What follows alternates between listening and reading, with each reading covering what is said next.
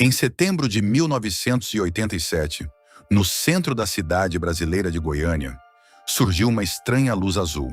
Ela brilhava no escuro, era tocada com as mãos, era mostrada aos vizinhos como uma curiosidade. Ninguém sabia que aquela luz já havia iniciado uma contagem. Inscreva-se no canal para mais histórias reais e pouco conhecidas. Deixe seu comentário. Você já conhecia esse caso? Seu like ajuda o vídeo a alcançar mais pessoas interessadas em histórias documentais. Goiânia é a capital do estado de Goiás, na região central do Brasil. A cidade é jovem para os padrões do país. Cresceu rapidamente. Nas décadas de 1960 e 1970, pessoas chegavam em busca de trabalho, terras e uma nova vida. Bairros eram construídos, estradas abertas, clínicas particulares surgiam. Uma delas era o Instituto Goiano de Radioterapia. Tratava-se de uma pequena clínica médica privada, onde pacientes oncológicos recebiam tratamento. Naquele período, a radioterapia era considerada um método moderno e promissor no combate ao câncer. Equipamentos que utilizavam fontes radioativas estavam presentes em muitos hospitais ao redor do mundo. Dentro da clínica, havia um aparelho de teleterapia que utilizava o isótopo Césio-137, uma cápsula metálica, discreta, técnica, comum para especialistas. Mas na década de 1980, a clínica foi fechada. Surgiram disputas judiciais entre proprietários e locatários. O prédio acabou, na prática, abandonado.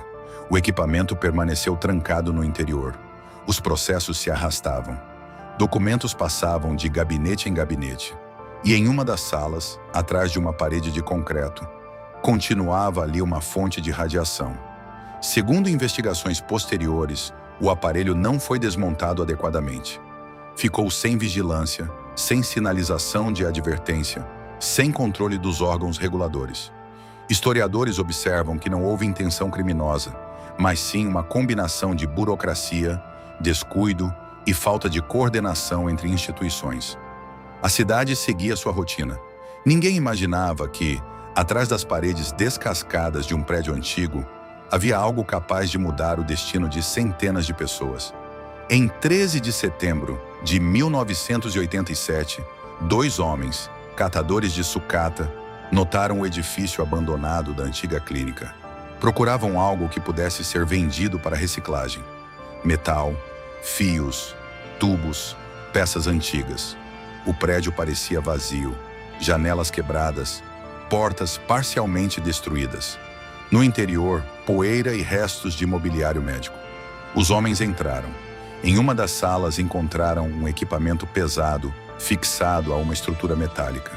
Pareceu valioso, robusto, resistente, cheio de componentes.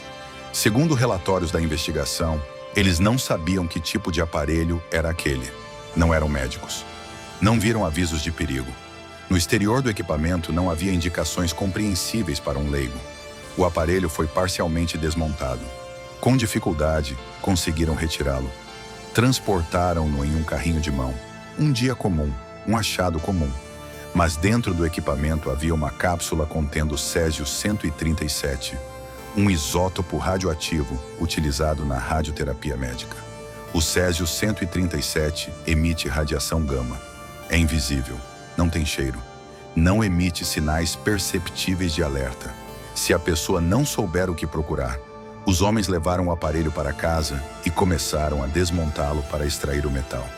Alguns dias depois, um deles começou a sentir mal-estar, náusea, fraqueza, tontura. Acreditou que fosse intoxicação alimentar. Médicos do hospital local sugeriram inicialmente uma infecção gastrointestinal. Ninguém relacionou os sintomas à radiação, ninguém sabia da cápsula. Quando o invólucro metálico foi finalmente aberto, um pequeno cilindro foi encontrado em seu interior. Segundo testemunhas, no escuro ele emitia um suave brilho azulado. Há relatos de que foi justamente essa luz que despertou maior interesse. Parecia bonita, incomum, quase mágica. De acordo com cronistas locais, algumas pessoas a chamavam de luz da sorte. Outros acreditavam que se tratava de algo valioso, talvez um mineral raro. Existe a versão de que um dos catadores ficou fascinado pelo brilho e o mostrou aos vizinhos. A cápsula acabou nas mãos do proprietário de um ferro velho. Lá foi aberta completamente. O césio, em forma de pó, espalhou-se. Algumas pessoas tocaram o material. Outras o levaram para casa. Alguém passou na pele. Outros o ofereceram a conhecidos como uma curiosidade incomum. A luz passou de mão em mão. Historiadores enfatizam: não houve má intenção, apenas desconhecimento. Nos primeiros dias, ninguém suspeitava que a fonte representava um risco grave. Após alguns dias, hospitais de Goiânia começaram a receber pacientes com sintomas semelhantes. Fraqueza, vômitos, lesões na pele. Os médicos novamente suspeitaram de infecção, mas o número de casos aumentava. Em alguns pacientes, surgiram alterações incomuns na pele, não típicas de doenças comuns. A equipe médica ficou intrigada. Segundo relatos, uma mulher, parente do dono do ferro velho, começou a desconfiar de que o problema pudesse estar relacionado ao pó brilhante. Ela colocou o material restante em um saco e o levou ao hospital. Historiadores consideram esse o momento decisivo. Profissionais perceberam que os instrumentos de detecção começaram a reagir. Um sinal de alerta. Então tornou-se claro. A cidade enfrentava um incidente radiológico. As autoridades brasileiras foram imediatamente notificadas. Especialistas em segurança nuclear chegaram ao local. Iniciaram inspeções na área. Radiação foi detectada em casas, ruas e roupas. Alguns edifícios precisaram ser isolados. Segundo relatórios oficiais, mais de 100.000 pessoas passaram por exames de triagem. Centenas ficaram sob observação médica. A cidade entrou em estado de choque. Os rumores se espalhavam mais rápido que as informações oficiais. Alguns falavam em maldição, outros em experimento secreto. Havia a versão de que materiais perigosos estariam sendo ocultados na cidade. Historiadores discutem até que ponto o pânico foi agravado pela falta de clareza nas informações iniciais. Muitos moradores não compreendiam o que estava acontecendo. Alguns evitavam sair de casa, outros deixaram a região. Quando os especialistas identificaram definitivamente a fonte como Césio-137, proveniente de um aparelho de teleterapia, ficou evidente que a contaminação havia ultrapassado os limites do prédio original. 4 pessoas morreram posteriormente em decorrência da exposição. Entre elas estava uma criança que, segundo contemporâneos, teve contato com o pó azul sem conhecer sua natureza. Esse fato tornou-se um símbolo da tragédia. As autoridades iniciaram uma ampla operação de descontaminação. Casas afetadas foram demolidas. O solo foi removido. Objetos foram descartados. Centenas de toneladas de resíduos radioativos foram colocadas em contêineres especiais e transportadas para fora da cidade. A Agência Internacional de Energia Atômica enviou especialistas para avaliar a situação.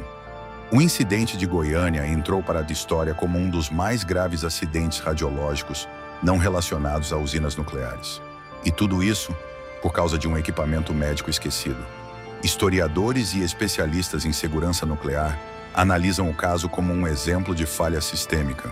Não houve um único culpado. Houve uma sequência de descuidos, disputa judicial sobre o prédio, ausência de controle da fonte radioativa, falta de informação à população.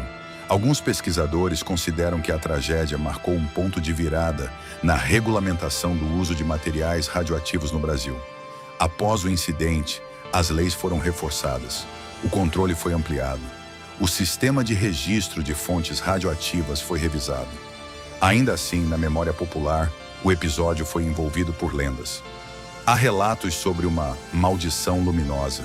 Segundo moradores, durante muitos anos o prédio do antigo instituto foi visto como um lugar de má reputação. Mas os documentos oficiais ressaltam: não foi misticismo, foi física, radiação invisível, desconhecimento e erro humano. Historiadores discutem se a tragédia poderia ter sido evitada. Há versões que defendem que, com um controle estatal mais rigoroso, a fonte jamais teria ficado sem vigilância. Outros argumentam que, nas condições da década de 1980, falhas regulatórias semelhantes existiam em vários países. O caso de Goiânia ainda é estudado. Está incluído em programas de formação em segurança nuclear. tornou-se um lembrete de que o perigo pode estar onde menos se espera. O brilho azul desapareceu. O prédio já não existe como antes. No local da tragédia, não há símbolos místicos, apenas arquivos, relatórios e nomes. Mas permanece a pergunta que historiadores ainda fazem: como um equipamento médico de alta tecnologia pôde ser esquecido no centro de uma cidade? Por que ninguém percebeu o risco antes?